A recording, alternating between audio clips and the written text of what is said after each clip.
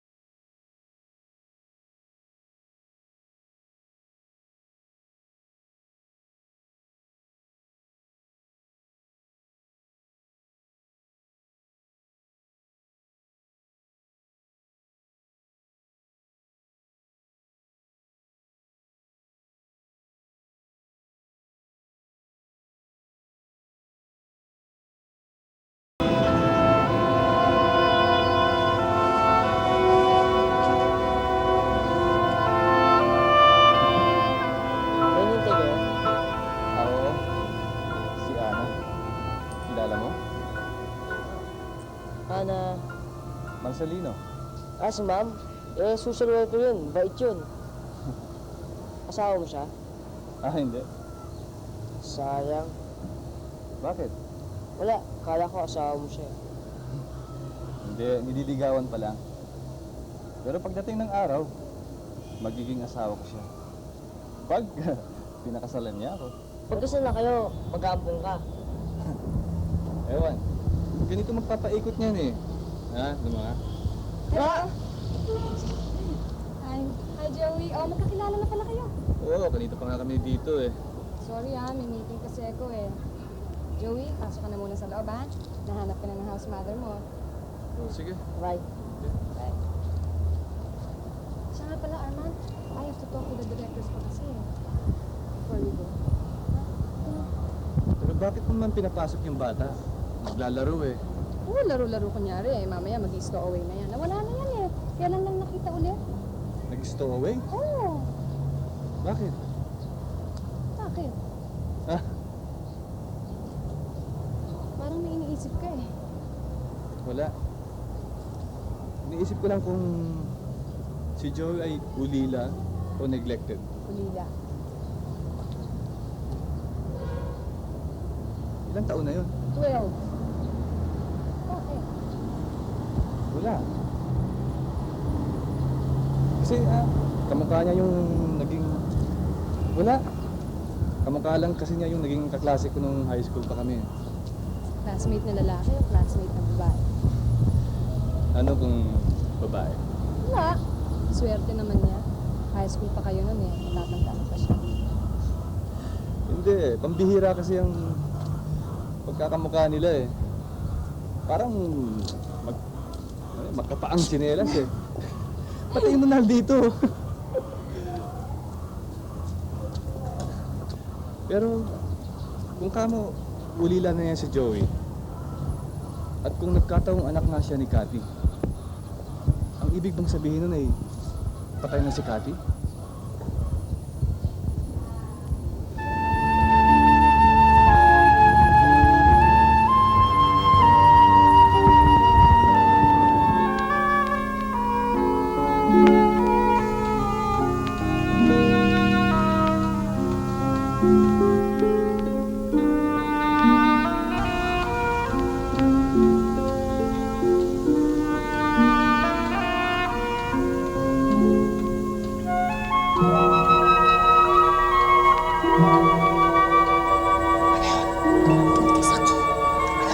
Buntis ako! Alam ko! Paano mo nalaman? Eh, pwes ang babae alam yun! Shhh! Kung siya naman yun, ano gusto mo gawin ko?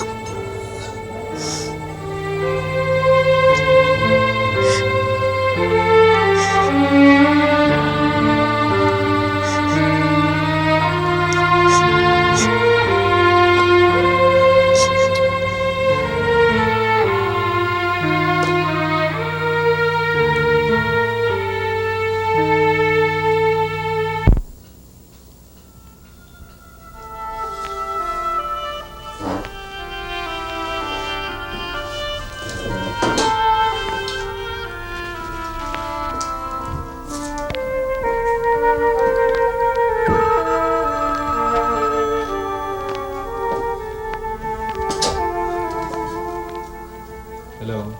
Hello, man? Si Ana to. May molestya kami sa'yo eh. Duty ka, di ba? Oo, bakit? Sa patrol? Oo. Natatandaan mo si Joey? Baka sakaling mamataan mo sa pagpapatrolya mo. Stowaway na naman yung loko eh. Hindi pa naman daw siguro nakakalayo yun kasi kanina lang nawala eh. Please naman, Arman, oh. Pag nakita mo, please bring him straight to the office. Sure.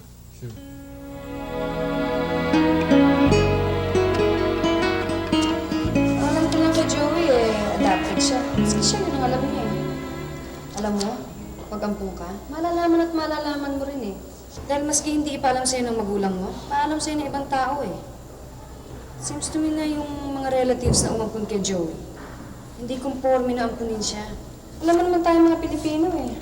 Loyal lang tayo sa sariling dugo natin. Pero pag sa iba, di na. Nang mamatay sa aksidente, yung mag-asawang umampun kay Joey, wala nang gustong mag-alaga sa kanya. Kaya ang bagsak niya uli, yun, sa ampunan. Oh, I see. Bakit ba interesado ka? Wala naman. Talagang kamukha lang kasi niya yung naging classmate ko eh. Si Cathy? Oo. Buntis siya nung high school kami eh. Nino? Ng isang kaibigan. Hindi pinakasalan ng kaibigan mo. Hindi ko na alam eh. Nagkahiwa-hiwalay na kami noon at hindi na kami nag-ulit nagkita.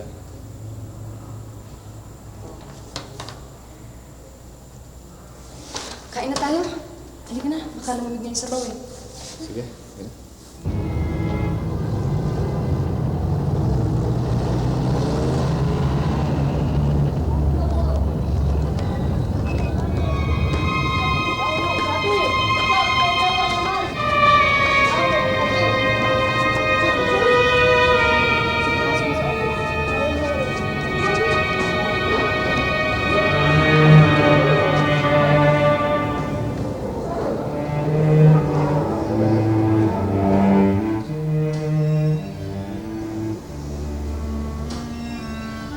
Joey, walang mangyayari sa atin kung iiyak ka ng iiyak dyan. Lalo tayo hindi magkakaintindihan sa problema natin eh. Ewan. Yan, may pulis na. Hindi lang nakasuot pulis yan, pero pulis talaga yan. Sige, magagalit sa'yo yan. May tutulong ba ako? May maipaglilingkod ba kami sa inyo, mga pulis? Nag-uusap kami ni Joey eh. At pag nag-uusap ang isang alya, isang batang lalaki, bawal ang bisita. Di ba, Joey? Alam mo kung minsan eh, ang isang batang lalaki ayaw magpag-usap sa isang ali eh. Dahil may usapang lalaki sa lalaki. Ano bang problema mo, Joey? Gusto ko ng nanay. Gusto ko nanay ko. Joey, ang pa namin ipinaniniwanag sa'yo, wala nang tatay at nanay mo rito sa mundo. Eh, hindi naman yung sinasabi ko nanay at tatay eh. Ang sinasabi ko talaga ng panganak sa akin. Joey, Gusto ko ng nanay, gusto ko ng tatay. naman eh, gusto ko rin ng anak. Gusto ko rin na may tatawag sa akin tatay. Arman, Pero hindi natin agad-agad nakukuha ang gusto natin. Kumisan pa nga eh, meron tayong gustong-gustong makuha at hindi natin makuha. Pero kahit na, kailangan maging masaya pa rin tayo. At huwag tayong iiyak na iyak. Ha? Takasulit ako. Paano? Para natin ng nanay at tatay ko. O sige. Pero sa susunod na tatakas ko, pwede bang tawagan mo na kaya ako o kaya puntahan mo sa bahay? Bakit? Sino ka ba? Isang kaibigan. Ha? Ito, bibigay ko sa iyo sa aking address sa bahay at telephone number, ha? Arman, ano ka ba?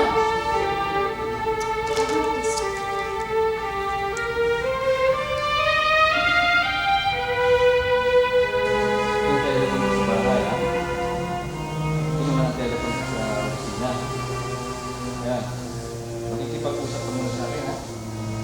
Baka may maipapayo ako sa iyo maganda. Arman, pwede ba hintayin mo na lang ako sa labas?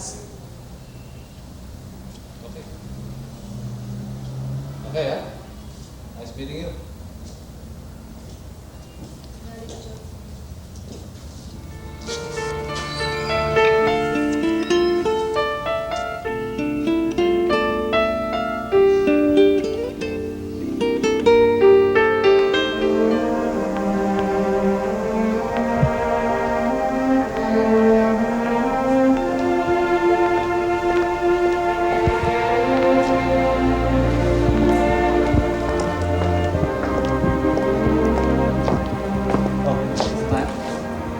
What's the big idea?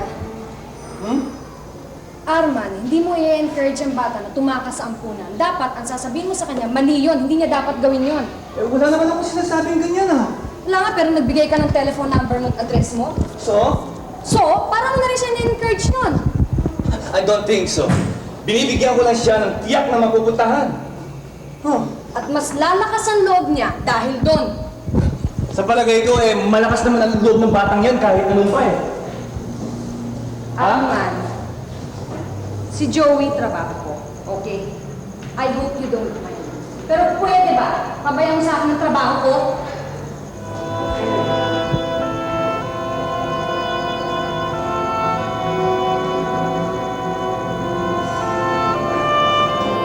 Hello? Joey, Joey? Huwag mong sabihin tumakas ka na naman. dumakas nga ulit ako mga Arman eh. Oh my God. Kanina pa ako harap ng bahay nyo. Pagod na ako ng kaharap ng bahay nyo. Ah, sige.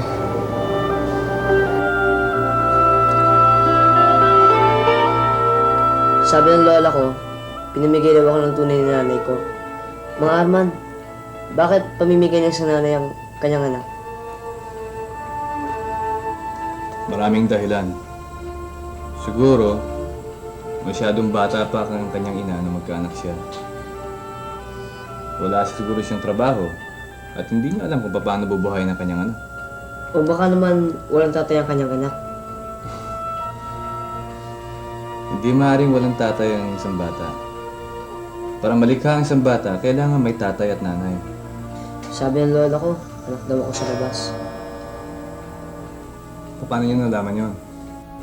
Hindi niya alam, hula lang niya yun eh. Alam mo, marami ring dahilan para maging anak sa labas ang isang bata. Minsan, ang isang lalaki, masyado pang bata para maging tatay. At kapag malaman niya magkakaanak na siya, tinatake na siya ng nervyos, nagtatago, tumatakas. Kaya, iniiwan niya ang nanay ng kanyang anak. Siyempre, kasama na rin ang kanyang anak. Pero, hindi ibig sabihin na masamang tao na yun. Duwag lang siya. Mahina. Naintindihan mo ba yan? Ewan ko. Alam mo, ang lalaki kung minsan, kapag iniwan niya ang nanay ng kanyang anak, pati na rin ang kanyang anak, darating ang araw, magsisisi rin siya. Gusto niyang bumalik. Gusto niyang kunin ang kanyang anak. Kaya lang, huli ng lahat, naibigay na sa ba ang kanyang anak. Hindi na niya alam kung saan napunta ang kanyang anak. Paano mo nalaman? Wala. Alam ko. Lalaki ako eh.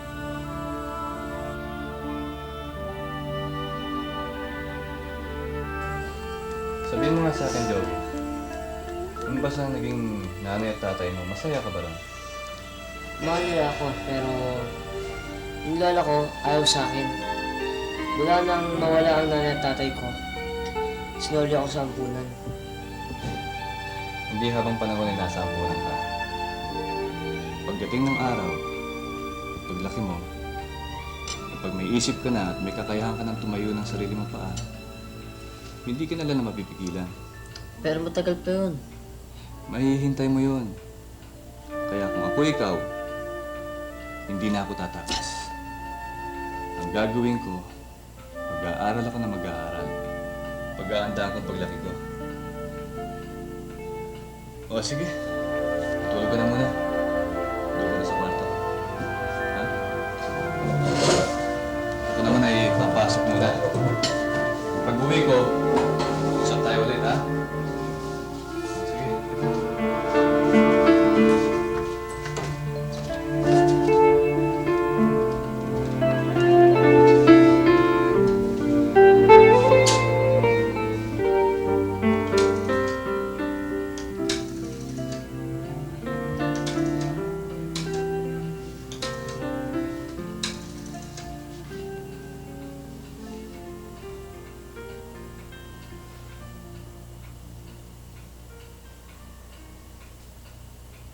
Hello? Ana? Sama. May konting problema eh. Narito si Joey. Can you come over, please?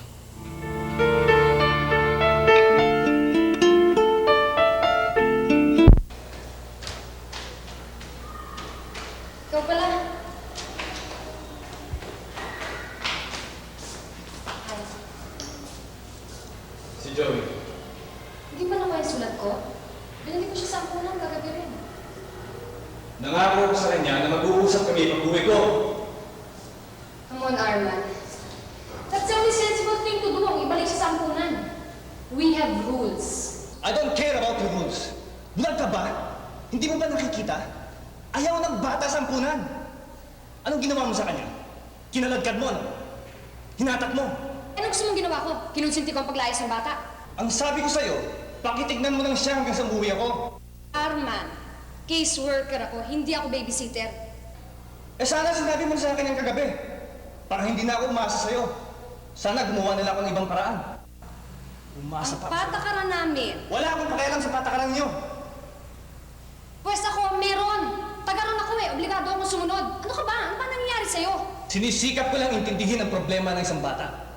Masama ba yun? Hindi nga masama yun. Ang masama ay pag tayo mismo ay nawawala ng sense of responsibility. Ano ba ang sense of responsibility? Pag nangako ka, tutuparin mo. Ang sense of responsibility ay yung gawin mo ang dapat mong gawin. Katulad ng ginawa kong pagsori sa kanya sa ampunan. Para kanino? Para sa kanila? Para wala silang inaalala? At ikaw? Para wala silang masabi sa'yo? Eh pero paano naman yung damdamin ng bata? Si Joey! Paano naman siya?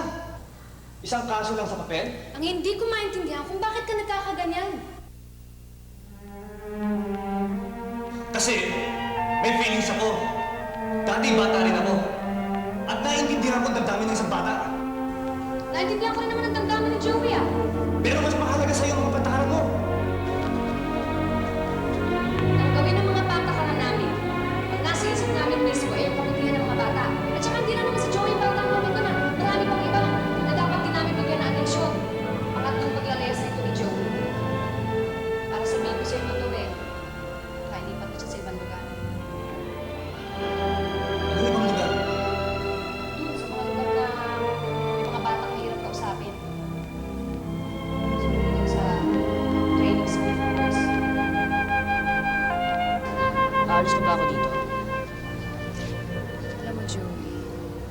naman ginagawa namin para sa'yo. Kaya lang talagang hindi ka na maligaya dito. Eh, hindi na ako liligaya ron, ma'am. Ang punan din yun. Oo nga, Joey. Kaya lang, yung mga tao doon, mas alam nila kung paano ka matutulungan. Isa naman ang gusto ko nun. Makita nanay ko. Joey, ganito kasi yan. Pag ang bata, pinaampon, lahat ng records niya, selyado na. Alam mo ibig sabihin ng selyado? Sarado na. Nakasusi na, hindi na pwedeng buksan pa.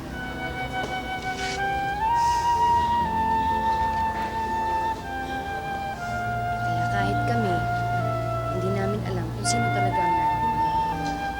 Ang pag-asa na lang natin na magkaroon ka uli ng nanay, eh, maampun ka. Naintindihan mo na. Sino nga, ma'am? Ayaw ba niya akong Mahirap kasi mag-ampun yung wala kang asawa eh. Kailangan, kasawa muna siya. Nakabait ka doon sa pagdadaan sa niya, Joey. Gusto mo lang. Ma'am, hindi ba ako dadalawan? Gusto mo bang dalawin kita? Sana eh. Kasi gusto rin kita. Basta ba ipapangako mo sa akin na hindi ka na maglalayas ulit? Eh, ma'am, kasama niyo ba si Mang Ana? Mo sasabihin ko sa kanya, ha?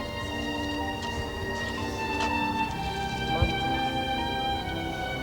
sana makasal na ka ni Mang Arman. Tapos, buhay niyo na ako. Papakabait ako, ma'am.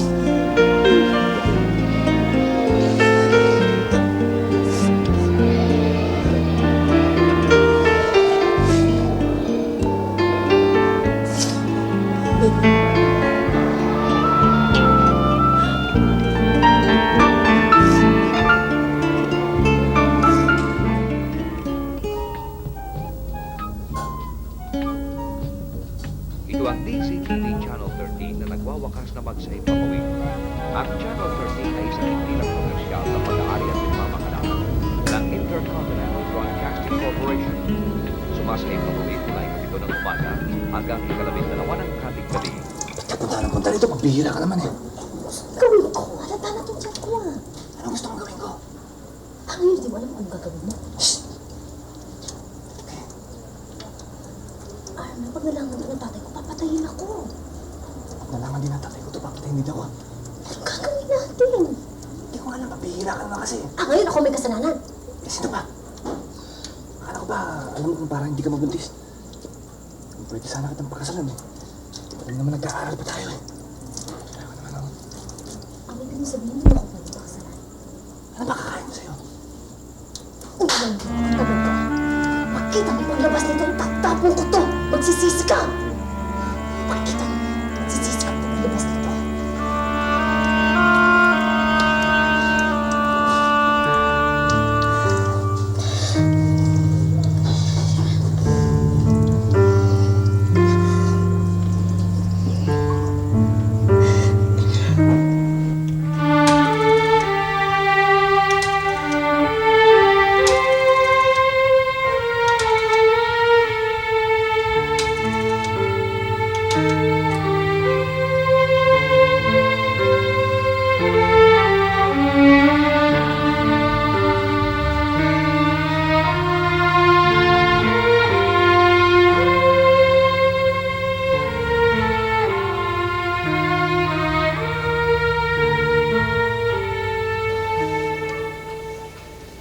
You look beautiful. Thank you. Ikaw hindi ka nagbago. You look like Well, you look like you're doing fine. Nasawa ka na? Wala pa. Ako may asawa na. Dalawa lang ang anak namin eh. I see. Sada! Huwag kang nervyusin ha. Hindi naman ako nangangagat eh. Bigla ako sa tawag mo eh. Bakit mo ba ako gusto makausap? Bakit hindi mo tayo mag-relax? Kukuha mo na ako na maiinom. Huwag na. Nagmamadali ako eh. Ang totoo, hindi ako dapat nagpunta rito. Kaya lang parang very urgent yung kailangan mo eh. Kung hindi, tatami ako makipag-usap sa'yo. Kamunti ka na ng tumanggi eh. Ayaw mo makipagkita sa akin sa labas. Ayaw mo rin akong pumunta sa bahay ninyo. Mahirap na eh. Baka may makakita pa sa atin. Isipin nila na hindi pa sa atin tapos ang lahat. Kaya ikaw na lang nag-offer na pumunta rito. Well, ngayon naririto na ako. Parang mali sa tingin ko. Kaya pwede ba sabihin mo na kaagad kung ano yung kailangan mo?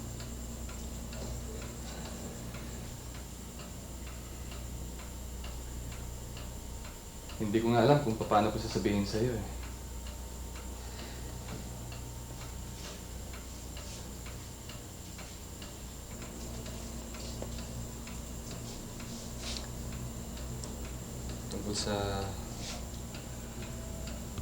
Tungkol sa naging anak natin.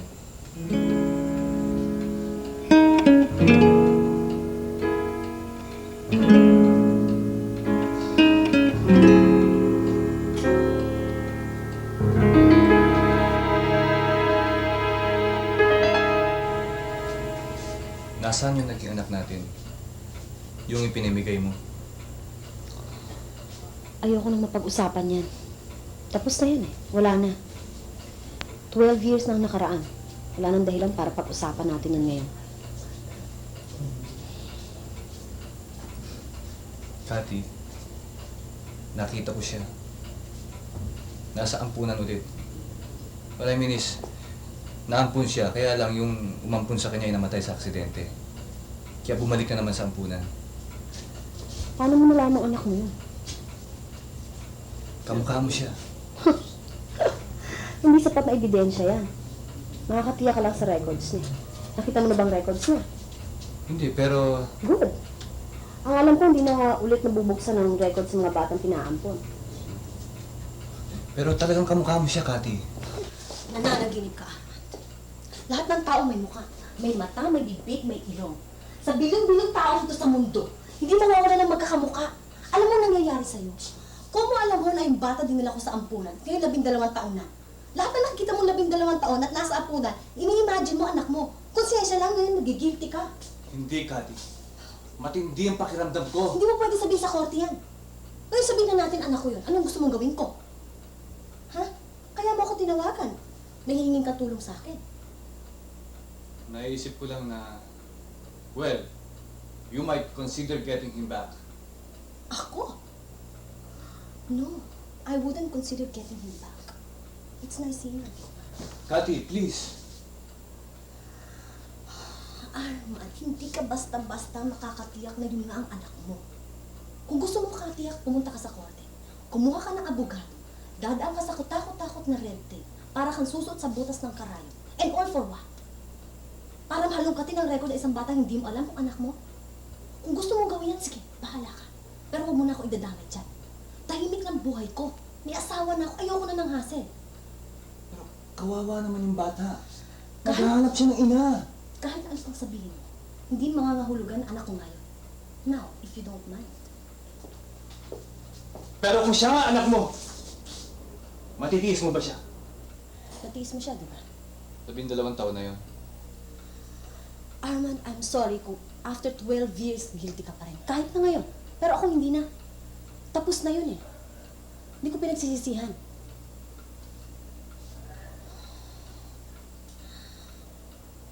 After all, kaya ko lang naman siya pinamigay. Hindi sa natatakot ako sa responsibilidad. Pinamigay ko siya dahil natatakot lang akong mamatay siya sa akin.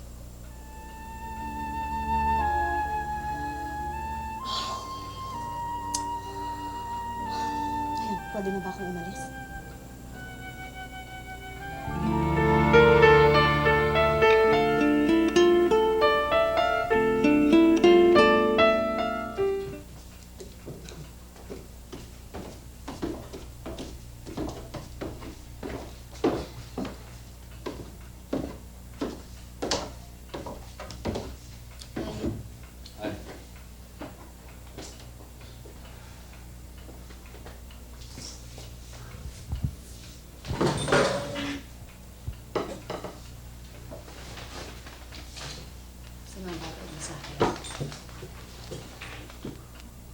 sasamahan loob ko sa'yo. Dahil kay Joey. Ikaw ang social worker, hindi ba? Alam mo ang ginagawa mo? Ando na si Joey sa training school for boys eh. Pero anytime na gusto mo siyang dalawin, Gusto kong ampunin ko siya. Kaya lang, imposible yun eh. Single parent lang ako. ako single parent lang din. Mahirapan din akong makuha si Joey. Pero payag akong may pagsapalaran. Totoo nga eh, file na ako ng application. Kasi alam mo, kapag isip ko na makakayalayas ang laya si Joey eh, in a way, parang nagpapapansin siya sa akin. Malapit kasi ang loob ng batang yun sa akin eh. Baka ako nagbabaka sakali siya na maawa ko sa kanya, tapos kunin ko siya. In fact, nung huling pag-uusap namin eh, iniretso na niya ako na sana raw ampunin ko na siya.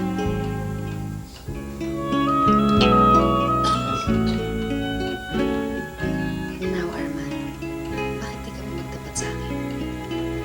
Gusto ko lang maintindihan kung bakit sobrang attachment mo kay Joey. Sino si Kati? Girlfriend mo sa high school. Nagkaanak ka sa kanya. At ipinaampon niya. Kasi alam mo, kung napapansin mo na kamukha siya ni Kathy, ang pansin ko naman eh, para bang may mga parte siya na kinuha sa'yo. Ewan ko, baka naman nag-imagine lang ako dahil sa sobrang attachment mo kay Joey. Hindi niya sabi sa akin ni Cathy. Tinawag ko siya nung punta siya rito. Sabi nga niya, sobra lang ang ilusyon ko. Nag-guilty feelings lang ako. Kaya nga, kung gusto ko raw talaga malaman ng katuwahan ni Joey, kailangan makita ko parang mga records niya. Pero hindi mo basta mabubuksan yung record ni Joey. Pero whether or not, siya nga ang anak ko, mamahalin ko pa rin siya. Oy, sa akin siya mapupunta, hindi sa'yo. Ako yata nag-file na application na maampun siya. Pero pakakasal naman tayo, hindi ba? Ay, Arman, wala kang sinasabi sa akin. Pero sinabi niya ako kay Joey. Hindi na pala namin pakita. Unang pagkikita niyo pa lang eh, napag-usapan niyo na yan. Tinatanong niya ako eh. Tinatanong niya kapag kasal na raw tayo, aampun daw tayo. I see.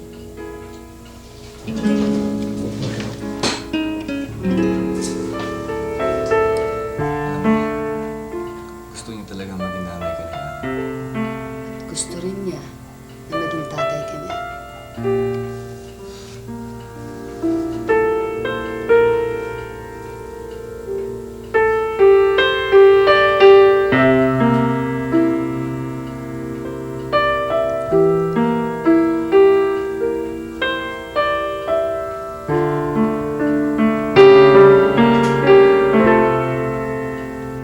Naipakita natin sa kasaysayan ni Arman na hindi lang pala pulos babae ang nahihirapan tungkol sa isang anak. Babae lang siguro ang nahihirapan physically. Pero nakalimutan ng iba na may hirap na mas mahirap kaysa physical na paghihirap ng isip at loob ng isang nilikha.